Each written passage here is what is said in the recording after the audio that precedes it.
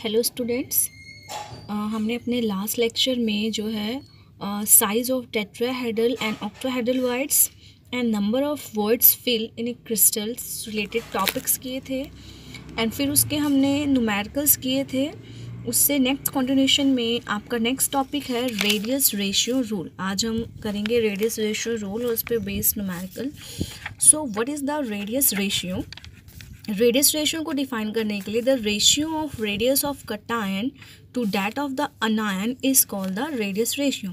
Means कि अगर आपका कोई भी आयनिक क्रिस्टल है, वहाँ पे कटायन भी है और अनायन भी है, तो उसका रेडियस रेशियो निकालने के लिए आपने रेडियस ऑफ कटायन को रेडियस ऑफ अनायन से क्या कर देना है, डिवाइड कर देना है। Radius of cation r positive and radius of anion r negative.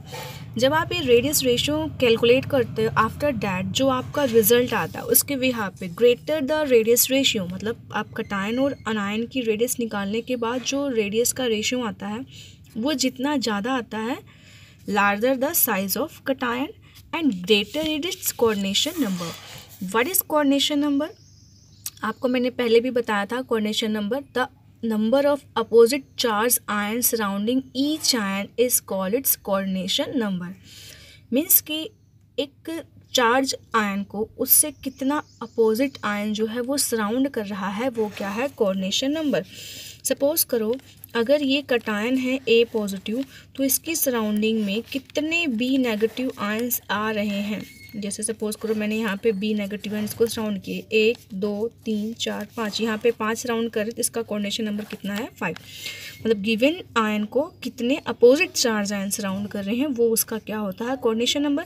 तो इस कटायन का साइज जितना ज़्यादा बड़ा रहेगा उतना ज़्यादा उसका कोऑर्डिनेशन नंबर होगा। सपोज जैसे आप अगर बैठते हो तो आपका सर्कल जितना बड़ा रहेगा उस सर्कल में उतने ज़्यादा लोग जो है वो बैठ सकते हैं। इस तरीके से ग्रेटर इट्स कोऑर्डिनेशन नंबर, अगर जो है साइज कटायन का ज़्यादा होगा। तो अभी हमने ये पढ़ा रेडियस रेशियो किसे कहते हैं। अब बात करते हैं रेडियस रेशियो रूल क्या है। The relationship between the radius ratio, coordination number and structural arrangement is called the radius ratio rule। आप जब भी रेडियस रेशियो निकालते हो तो वो रेडियस रेशियो और उसके साथ कोऑर्डिनेशन नंबर और उसकी क्या अरेंजमेंट है स्ट्रक्चर का, उसको हम क्या कहते हैं, रेडियस रेशियो रूल। किसी भी ए बी टाइप स्ट्रक्चर जैसे जिसमें आपका ये रेशियो आता है, उसके लिए आपको मैंने ये टेबल यहाँ पे बना के दिखाया है। जब आप रेडियस रेशियो को कैलकुलेट करते हो, if it comes in between 0.155 to 0.225। अगर आपका जो रेडियस रेशियो है, जो आपका कटायन और अनायन की रेडियस को डिवाइड करके रेशियो में लेके निकालते हो, तो अगर आपका जो रेडियस रेशियो है वो इस बिहाफ पे करेंगे तो उसका कोऑर्डिनेशन नंबर क्या आएगा, 3 आएगा। स्ट्रक्चरल अरेंजमेंट क्या होगा, प्लेनर ट्रायंगुलर होगा। और इसमें एग्जांपल B2O3 है, इस टाइप के जितने भी मॉलिक्यूल हैं आप यहाँ पे लोगे। इसको हम अभी करेंगे न्यूमेरिकल, तो वहाँ आपको ज़्यादा क्लियर होगा। अगर आपका जो रेडियस रेशियो है it's comes to be in between 0.225 to 0.414, then coordination number is 4 and the arrangement is the tetrahedral sulphides zinc ZnS, यानी कि जिंक सल्फाइड टाइप स्ट्रक्चर होता है। Caesium, copper chloride, copper bromide, and इसमें और भी example आते हैं, copper का आयोडाइड, बेरियम का सल्फाइड, मरकरी का सल्फाइड। मरकरी की सल्फाइड में आप क्या लोगे, मर्क्यूरिक सल्फाइड, ये इसके एग्जांपल्स होंगे। If the your radius ratio come it between 0.414 to 0.732, then it's coordination number is 6 and the structural arrangement is the octahedral. Octahedral का मतलब होता है 6 से। ऑर्गेनिक में आप ऑक्टेन मतलब करते हो, ऑक्ट 8 के लिए करोगे, बट इनऑर्गेनिक में जहाँ भी ऑक्टाहेड्रल वर्ड आएगा उसका मतलब 6 से होता है। रॉक सॉल्ट टाइप स्ट्रक्चर होता है। सोडियम क्लोराइड का एक एग्जांपल आपके बहुत सारे हैं, sodium bromide, potassium bromide, magnesium oxide, calcium sulphide, ये सारे इसके एग्जांपल यहाँ पे हैं। मैंने यहाँ पे 1-2 ही शो किए हुए हैं आपको। अगर जो है रेडियस रेशियो 0.732 से 1 के बीच में आता है, then coordination number is 8 and the structural arrangement is BCC। What it mean by BCC? Body centred cubic arrangement. Caesium chloride type structure आएगा, जिसमें आपका एग्जांपल होगा सीजियम का आयोडाइड, सीजियम का ब्रोमाइड। आप ये जो स्ट्रक्चर यहाँ पे आ रहा है इसको लेके कंफ्यूज नहीं होना। अभी हम इससे नेक्स्ट टॉपिक में क्रिस्टल का स्ट्रक्चर करेंगे। वहाँ पे आपको करोगे तो थोड़ा ज़्यादा क्लियर आपको होगा कि ये सीजियम क्लोराइड टाइप स्ट्रक्चर क्या होता है, जिंक सल्फाइड टाइप स्ट्रक्चर क्या होता है, रॉक सॉल्ट टाइप स्ट्रक्चर क्या होता है, तो ये आपको वहाँ से क्लियर हो जाएगा। तो ये टेबल आपने ध्यान रखनी है और आपको लर्न करनी है। You should learn this table, okay, so that when you take any numerical you can easily calculate its coordination number and structural arrangement. अब इसी टॉपिक को ज़्यादा क्लियर करने के लिए हम इससे रिलेटेड एक न्यूमेरिकल लेते हैं, जिसको करने के बाद आपको ये चीज़ जो है वो टेबल क्लियर होगा। हमारे पास न्यूमेरिकल है, क्वेश्चन है the two ions A positive and B negative. आपको बताया गया है आपके पास दो आयंस हैं, ए पॉजिटिव का मतलब ए कटायन है और बी अनायन है। इनकी जो रेडियस है वो 88 एंड 200 पिकोमीटर रिस्पेक्टिवली। यहाँ पे जो हम वर्ड यूज़ करते हैं ना रिस्पेक्टिवली का मतलब क्या है कि जिस तरह से ये एटम्स लिखे हुए हैं, आयंस लिखे हुए हैं, उन्हीं के सीक्वेंस में ये आपकी रेडियस लिखी हुई है। मतलब ए पॉजिटिव की जो रेडियस है वो 88 है, ओके, और जो बी नेगेटिव है उसकी कितनी है, 200 है। In the close pack crystal of compound AB predict the coordination number. आपको क्या निकालना है, एक तो कोऑर्डिनेशन नंबर निकालना है और दूसरे उसके स्ट्रक्चरल अरेंजमेंट। तो हमें रेडियस रेशियो का पता है। रेडियस रेशियो क्या है, radius of cation to the radius of anion. Cation की रेडियस 88 पिकोमीटर गिवन है और अनायन की 200 पिकोमीटर। हम वैल्यू पुट करेंगे, उसको कैलकुलेट करने के बाद मेरे पास क्या आता है, 0.44। अब 0.44 कहाँ है, अगर हम इस टेबल में देखने की कोशिश करेंगे कि 0.44 है कहाँ, तो 0.44 आपका 0.414 से 0.732 के बीच में आ रहा है। इट मीन्स इसका कोऑर्डिनेशन नंबर कितना है, 6, और स्ट्रक्चरल अरेंजमेंट क्या है, आपकी ऑक्ट्राहेड्रल अरेंजमेंट है। तो it's lie in the range of 0.414 to 0.732, hence coordination number of 6 and structural arrangement होगी जो क्रिस्टल की, वो क्या होगी, octahedral. In this way we can use this table and calculate such a numericals. Okay, now moving towards our next topic, relationship between the nearest neighbor distance as of unit cell and radius of atom, that is R for pure elements. nearest neighbor distance को D से represent करेंगे। what do you mean by the nearest neighbor? nearest neighbor का है कि जब close packing arrangement हो रही होती है उस टाइम जो है एक जो आपका कॉन्स्टिट्यूएंट पार्टिकल होगा, जो स्फीयर होगा, उसको कौन सा स्फीयर उसको टच कर रहा है। For example simple unit cell में कॉर्नर्स के जो स्फीयर होते हैं एक दूसरे को टच करते हैं। फेस सेंटर में कॉर्नर का जो होता है वो फेस वाले एटम को टच करता है, एंड बॉडी सेंटर में बॉडी के सेंटर वाला कॉर्नर्स को टच करता है। तो इसी तरफ से उसको नियरेस्ट नेबर बोलेंगे। एजेस ऑफ यूनिट सेल वो ए से रिप्रेजेंट करेंगे, रेडियस जो होगी वो आर से, किसी भी प्योर एलिमेंट के लिए। तो first here we taken simple cubic unit cell. As you know, in case of simple unit cell the constituent particle present only at 8 corners. आपको सबको पता है कि सिंपल यूनिट सेल के केस में जो कॉन्स्टेंट पार्टिकल्स होते हैं या जो एटम्स होते हैं वो सिर्फ और सिर्फ 8 के 8 कॉर्नर पे प्रेजेंट होते हैं और कहीं नहीं होते हैं। और आपको ये भी पता है कि सिंपल यूनिट सेल में ये जो आपके एटम्स हैं जो कॉर्नर्स पे प्रेजेंट हैं वो एक्चुअल में क्या करते हैं, एक दूसरे को ऐसे टच कर रहे होते हैं। ओके, अगर हम सपोज कर रहे हैं कि ये जो इसकी एज है वो क्या है, ए है, वो क्या है, ए है, तो यहाँ पे जो नियरेस्ट नेबर होगा डी वो ए डिस्टेंस पे ही होगा, ठीक है, ए बी ही होगा, जैसे यहाँ पे मैंने ए बी से रिप्रेजेंट किया हुआ है। और रेडियस क्या होगी इसकी, जो है वो हाफ होगी। तो रेडियस क्या है, ए बी का हाफ, और ए बी किसका इक्वल था, डी, तो D by 2। This is the nearest जो है radius and this is the nearest neighbour distance for the simple cubic unit cell. ये मैं आपको इसलिए करवा रही हूँ क्योंकि इसके बिहाफ पे आप इस टॉपिक के भी न्यूमेरिकल करोगे, और इससे आने वाला जो नेक्स्ट टॉपिक है, जो आपका नेक्स्ट टॉपिक है इससे अगला, वो आपका है calculation of density of A cubic crystal, उसकी एजेड से। तो वहाँ पे भी आपको ये सारे फॉर्मूलाज काफ़ी हेल्पफुल होंगे। Okay, now second is the for FCC. FCC आपको पता है क्या, face centred cubic arrangement. Face centred cubic arrangement क्या होता है कि जो आपका कॉन्स्टिट्यूएंट पार्टिकल होता है वो 8 कॉर्नर्स पे तो होता ही है, उसके अलावा वो 6 के 6 फेसेस पे भी प्रेजेंट होता है। As you know, in face centred unit cell in addition to corner the constituent particle present in 6 to 6 faces, 6 के 6 फेसेस पे भी यहाँ पे क्या होते हैं आपके प्रेजेंट होते हैं। सो इस केस में क्या होता है कि जो ये कॉर्नर वाले एटम्स होते हैं फेस सेंटर में, वो एक दूसरे को टच नहीं करते हैं। वो किसको टच करते हैं?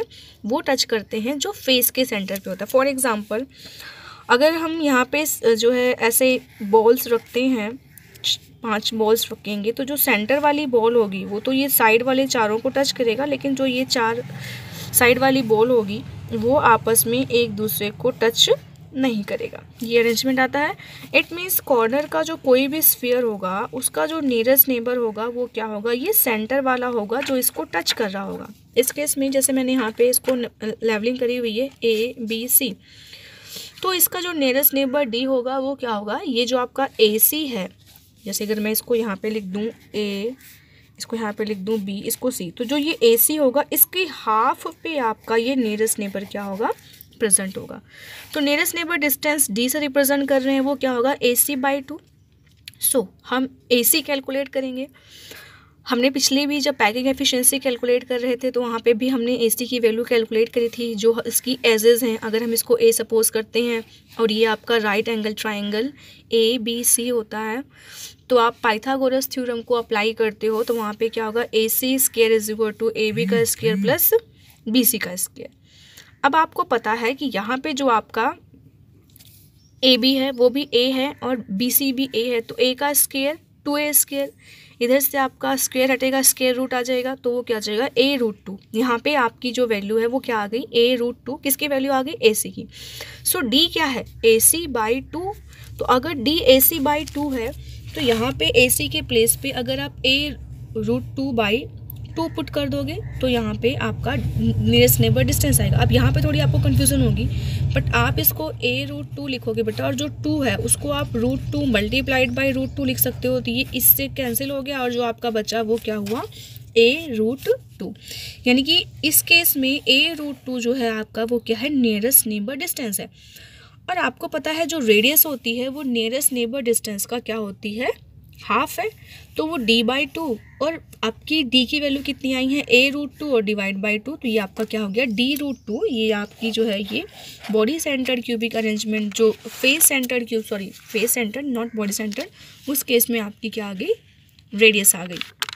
Okay, now next is the BCC। What is BCC? Body centred cubic arrangement. Body centred cubic arrangement में यहाँ पे जो, जैसे आप एक चॉक बॉक्स लो और उसके सेंटर पे एक बॉल पुट करो, उसके 8 कॉर्नर्स पे बॉल पुट करो, तो ये सेंटर वाली जो बॉल होगी ये कॉर्नर्स को टच करेगी। सो इस केस में जो नियरेस्ट नेबर होगा वो क्या होगा? जो आपका ये CD है उसका हाफ होगा। ओके, अब हमारे पास यहाँ सबसे पहले हमने ये वाला ट्रायंगल लेना है। यहाँ से हमने इसका यूज़ करके पहले AD निकालना है।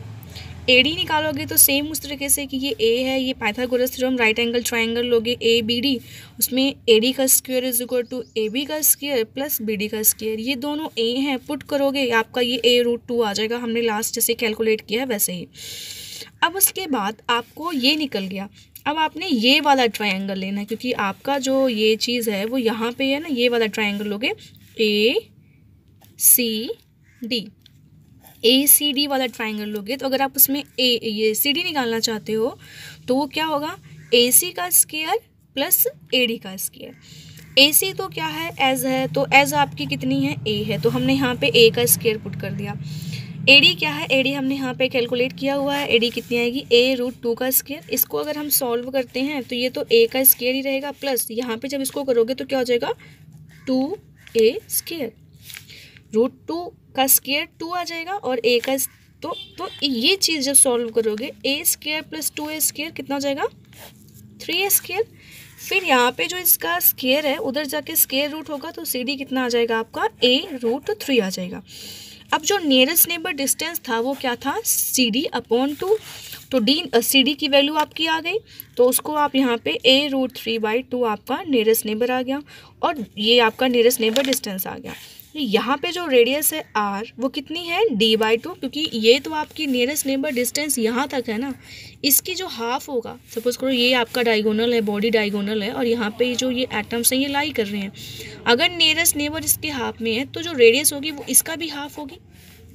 जो आपकी रेडियस होगी वो क्या होगी, इस चीज़ का भी क्या होगी, हाफ होगी।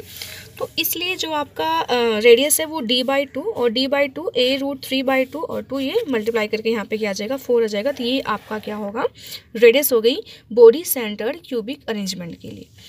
इसको हम यूज़ कहाँ पे करेंगे, इसके लिए हम एक न्यूमेरिकल देखते हैं जिससे आपको कंसेप्ट समझ में आएगा। आपको यहाँ पे फॉर्मूलाज जो हैं पीछे मैंने कराया है वो लर्न करने पड़ेंगे, सभी के नियरेस्ट नेबर डिस्टेंस के भी और रेडियस कैलकुलेट करने के भी। If the radius of an atom of an element is 75 picometre, आपको क्या दी हुई है, किसी भी एटम का एक एलिमेंट है उसकी जो रेडियस है वो आपको कितनी दी हुई है, 75 पिकोमीटर, मीन्स जो है 75 picometer. The lattice type of body centred cubic, उसने बोला कि जो है लैटिस टाइप है वो बॉडी सेंटर क्यूबिक है। What is the edge of unit cell, अब एज पूछ रहा है। सो हमने यहाँ पे 75 पिकोमीटर लिख लिया है और ए निकालना है। तो बॉडी सेंटर क्यूबिक अरेंजमेंट में आप देखते हो, अभी आपने यहाँ पे पीछे किया है कि जो रेडियस का फॉर्मूला होता है, रेडियस का फॉर्मूला क्या था, a√3/4। हमने यही फॉर्मूला यहाँ पुट किया a√3/4, बट हमें निकालना क्या है, हमें निकालना है a, हमें r तो निकालना नहीं है। तो इस इक्वेशन को रीअरेंज करेंगे, a को यहीं रहने दो, जो ये 4 है ये यहाँ पे ऊपर चला जाएगा और जो 3 है वो कहाँ पे आ जाएगा, नीचे आ जाएगा। तो 4 × r/√3, 4 × r रेडियस कितनी है, 75, और √3 की वैल्यू कितनी होती है, 1.732। आपको √2 की वैल्यू और √3 की वैल्यू मैंने पहले बता रखी है, √2 की 1.414 होती है और √3 की 1.732 होती है, आपने ध्यान रखना है। जब इसको आप जो है सॉल्व करते हो तो सॉल्व करके आपका कितना आ जाता है, 173.2 पिकोमीटर। तो ये 173.2 पिकोमीटर क्या आया, एज आ गया।